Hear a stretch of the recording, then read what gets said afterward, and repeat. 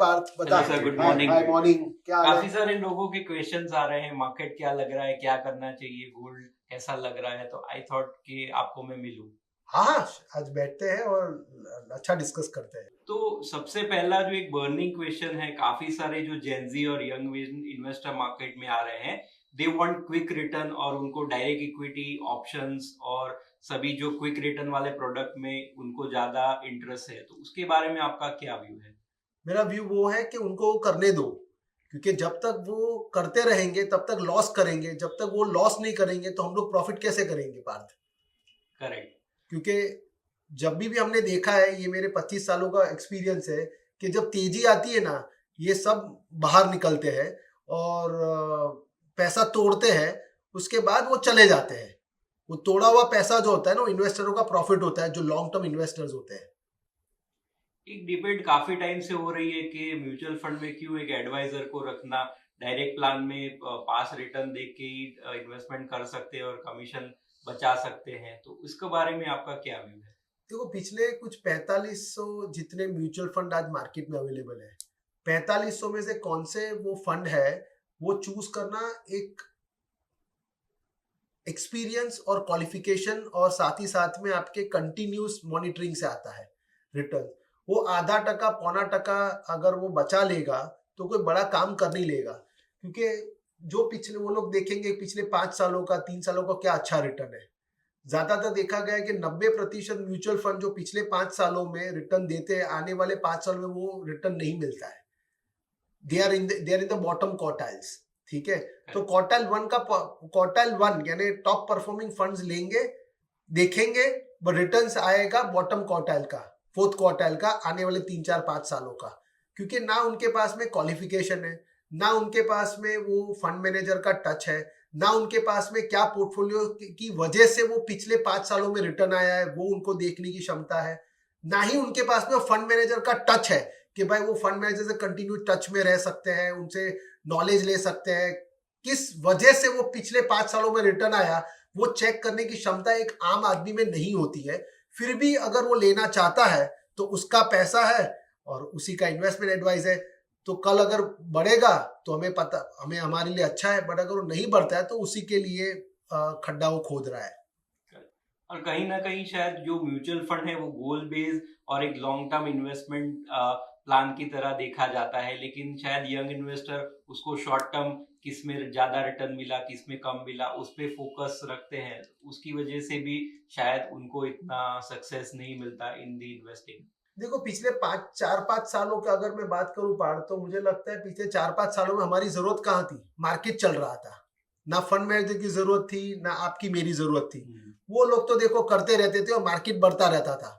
But पिछले 5 सालों में हो सकता है 20 22% का रिटर्न इंडेक्स ने दिया है, और एवरेज अच्छे mutual fund, top quartile mutual fund ने तकरीबन 30 32% का रिटर्न दिया है कंपाउंडिंग।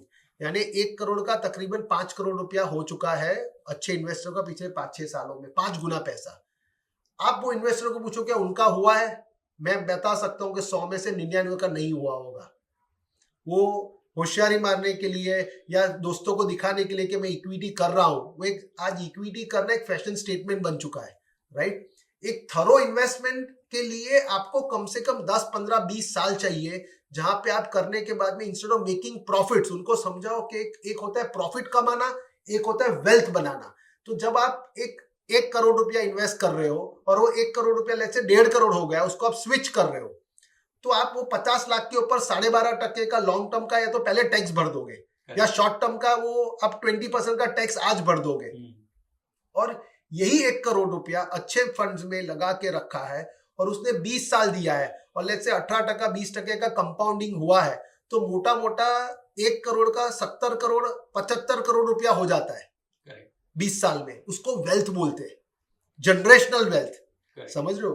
वो 1 करोड़ के 50 लाख कमा लिया तो भी क्या, नहीं कमाया तो भी क्या, और उसको देखते रहते हैं लोग, शायद उससे ज्यादा है, लोग देखते रहते हैं कि आज रिटर्न क्या बना, कल मेरा मार्केट बढ़ा, मेरा रिटर्न क्या बढ़ा, 1 साल के बाद मेरा रिटर्न क्या आया।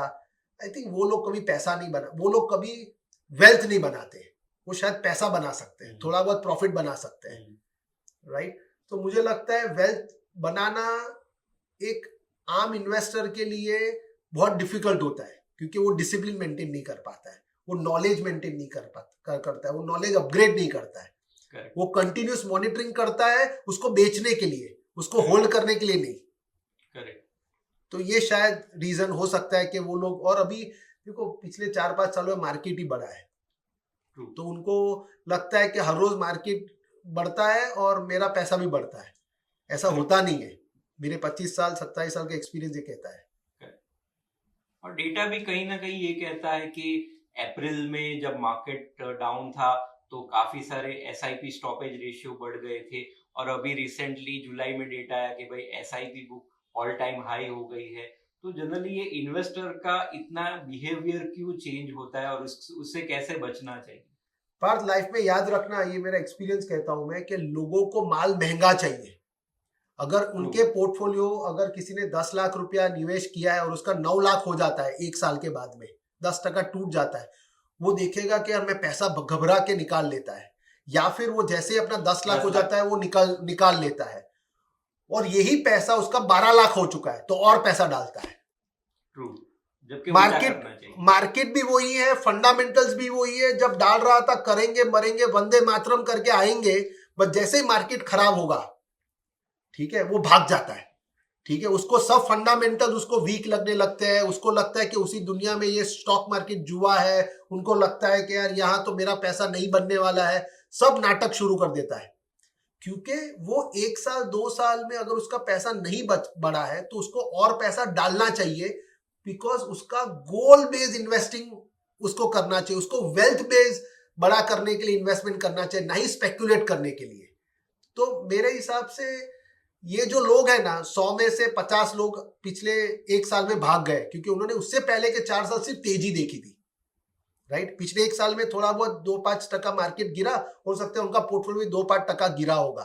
तो मार्केट कोई हर साल रिटर्न नहीं बना के देता है, 2-5-4 साल खराब भी जाएंगे, पर पीछे के 1-2 साल जो रहेंगे ना, आपके कंपाउंडिंग इफेक्ट को 15%, 17%, 18% बना के देते हैं, एक अच्छे प्रोफेशनल्स, इंडिविजुअल्स नहीं।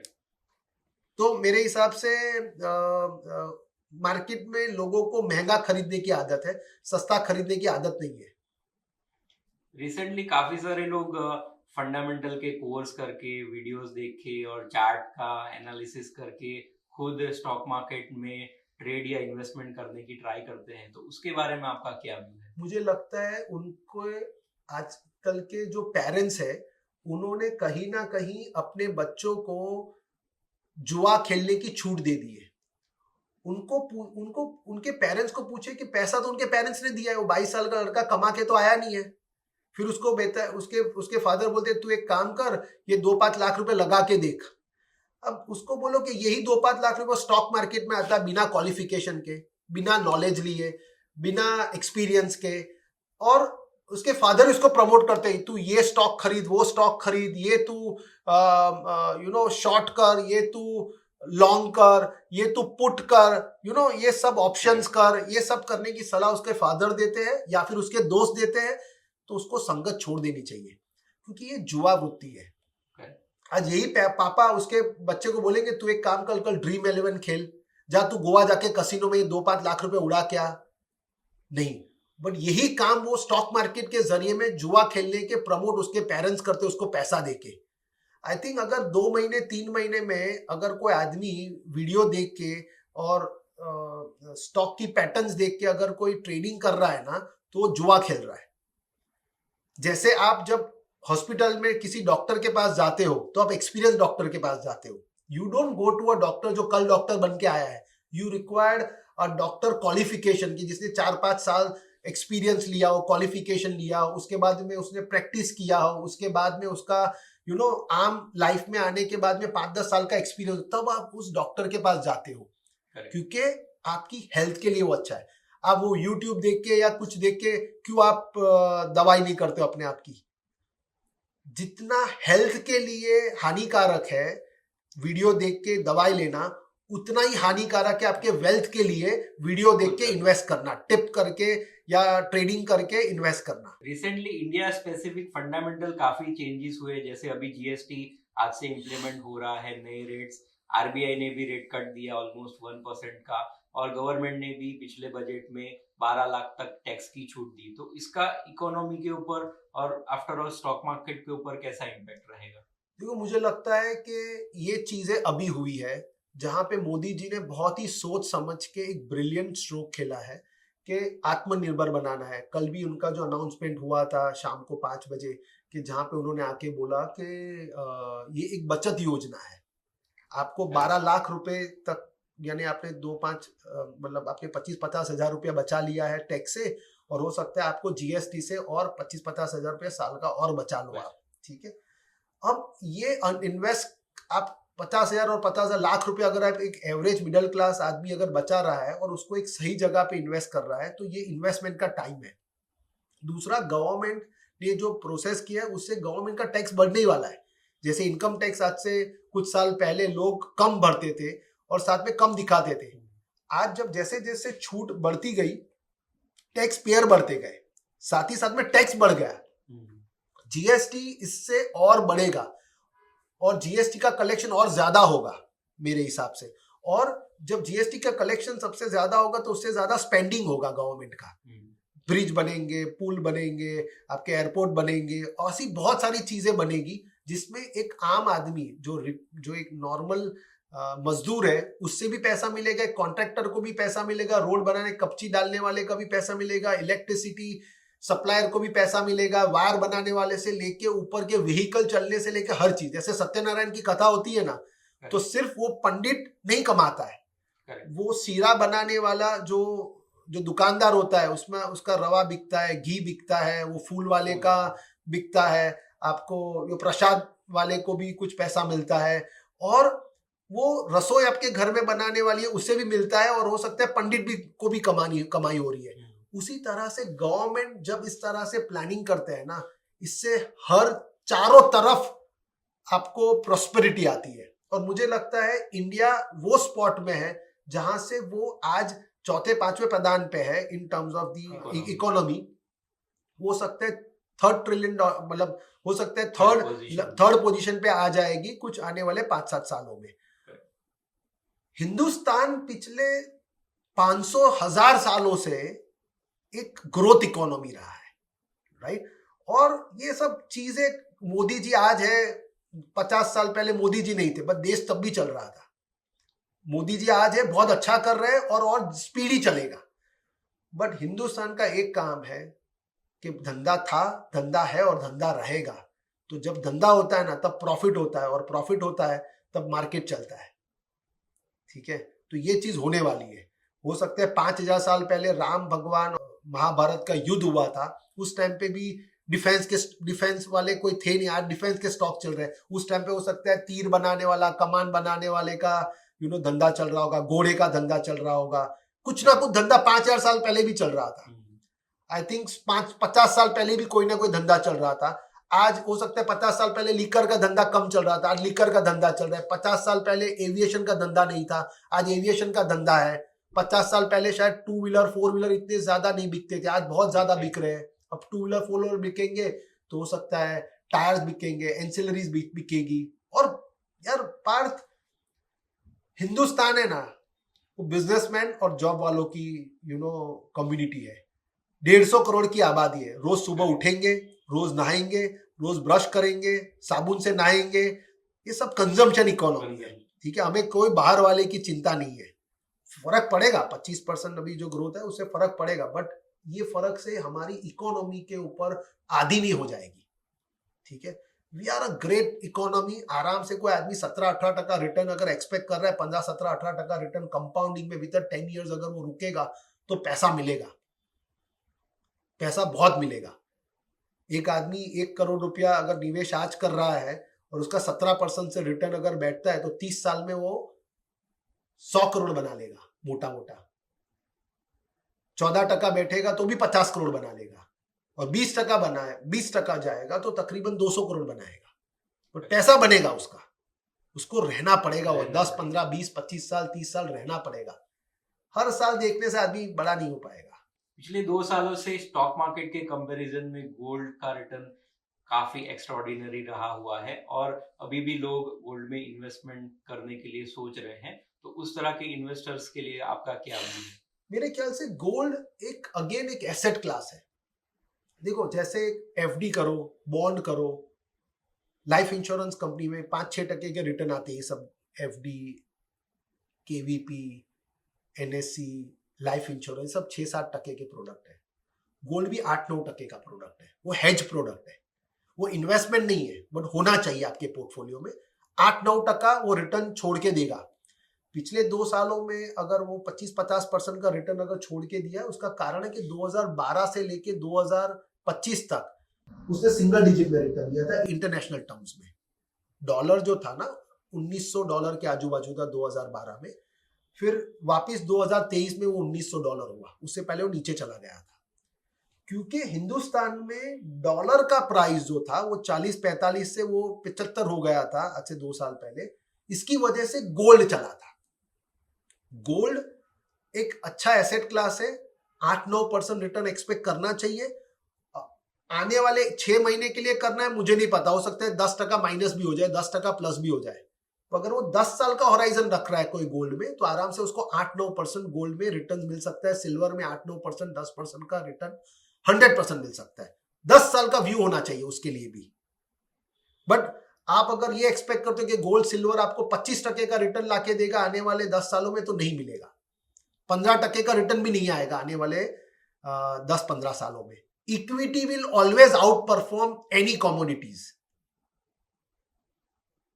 और अगर किसी को इन्वेस्टमेंट करना भी है तो जनरली लोग गोल्ड कॉइन, गोल्ड बार लेते हैं, तो उसके अगेंस्ट में न्यू जनरेशन जो है वो किस तरह से इसमें इन्वेस्टमेंट कर सकती है? मेरे हिसाब से गोल्ड जो है वो पहनने का प्रोडक्ट है, ज्वेलरी। अगर अपनी बीवी को, बहन को, माँ को, बाप को अगर पहना रहे हो आप, और उसके लिए आप वो सेविंग कर ही रहे हो आप, मेरे ख्याल से वो बार लेके या ETF लेके जब आप करोगे, जैसे मैंने कहा, आपको 8-9% रिटर्न्स वो कमा के दे सकता है। बट वही आपका पक्के का पैसा आप अगर उसको इक्विटी में इन्वेस्ट करते हो, एक अच्छे एक्टिव म्यूचुअल फंड्स में आप इन्वेस्ट करते हो, multi cap, flexi cap, focus category के कोई फंड के अंदर, स्मॉल कैप कैटेगरी कोई फंड के अंदर, तो हो सकता है आपको गोल्ड से ज्यादा रिटर्न मिलेगा। पिछले 1.5 साल में रिटर्न उससे शायद गोल्ड का रिटर्न, सिल्वर का रिटर्न ज्यादा बेटर, बट आने वाले 10-15 साल में जब देखोगे ना Parth, you will make big money into equity markets and not the commodity markets. Commodity market will give you return of 8-9%, less than 10%. Single digit return hedge hai, but I think equity will always outperform the any commodities. And last question, India as a economy काफी अच्छा कर रहा है, लेकिन due to Donald Trump के tariff की वजह से एनवायरनमेंट जो है वो काफी अनसर्टेन बना है। अभी रिसेंटली वीजा के भी रूल चेंज हुए हैं, तो उसके बारे में क्या व्यू है कि क्या इम्पैक्ट रहेगा? मुझे लगता है ऐसे टैरिफ आते रहेंगे। आज से 8-10 साल पहले ब्रेट एक्सिट का मगजमारी, उससे पहले कोई और मगजमारी। देखो, लाइफ इज नॉट सर्टेन, ठीक है, अनसर्टेनिटीज है, एंड अनसर्टेनिटीज में मार्केट्स और उभर के बाहर आता है, राइट। आई थिंक मैं इंडिया को पिछले 25-27 सालों से देख रहा हूँ, जिस तरह से वो आउट परफॉर्म, आउटशाइन कर रहा है, राइट। आज जिस तरह से इंडियन गवर्नमेंट जो आज से 25 साल पहले थी और आज है, उसमें जमीन आसमान का फर्क है।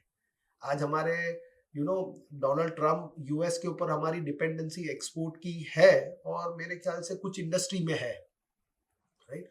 बट आई थिंक जब हम कंजम्पशन को इसमें कन्वर्ट कर देते हैं, मैन्युफैक्चरिंग के ऊपर हमारा फोकस है, दूसरे कंट्रीज में हमारा अपॉर्चुनिटीज, अभी एक्सपर्टीज, जयशंकर जी अपने पूरी टीम के साथ मेहनत कर रहे हैं, तो मुझे नहीं लगता है कोई ज्यादा बड़ा इश्यू आएगा। हो सकता है टेम्पररी हिकअप्स होंगे, but trust me Parth, I have seen this, I have been visited to many countries, met many people. I think तुम बहुत कुछ सुनोगे ना, नॉइस को डिस्काउंट कर दो।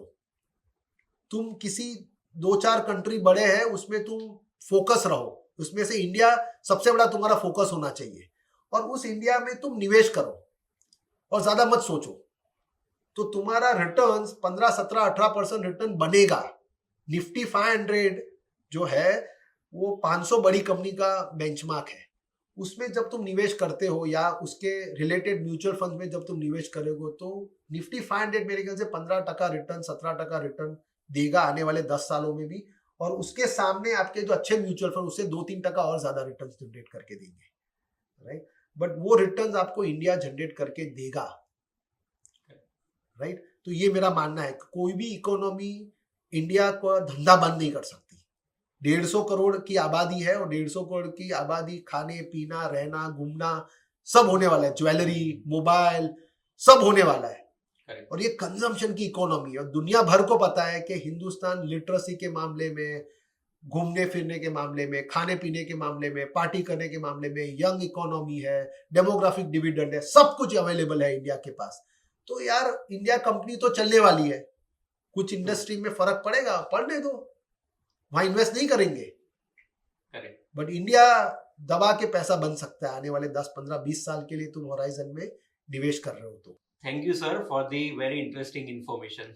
Thank you Parth, I think always pleasure talking and interacting with you, but कभी भी तुम्हें लगे तो ये सब ज्यादा टीवी मत देखने दो।